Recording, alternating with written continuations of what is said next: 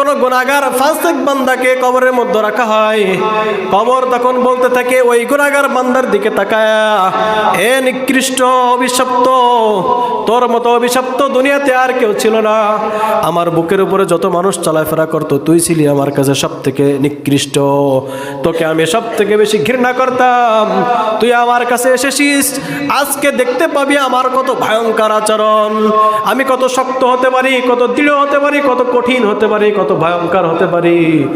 ও বান্দা, ও আমার নিকৃষ্ট বন্ধু, তুই আজকে দেখতে পাবি।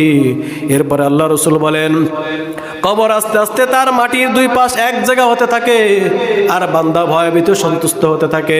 হাতটাকে আল্লাহ রসুল আঙ্গুলের ভিতরে আঙ্গুল ঢুকায় বললেন, কবর তাকে এমন ভাবে চাপ দেয়, এক পাজরের হাড় অন্য পাজরের মধ্যে ঢুকে যায়, যেভাবে এক আঙ্গুল অন্য আঙ্গুলের মধ্যে ঢুকে গেল। আবু সাঈদ খুদরি রাদিয়াল্লাহু তাআলা আনহু থেকে বর্ণিত।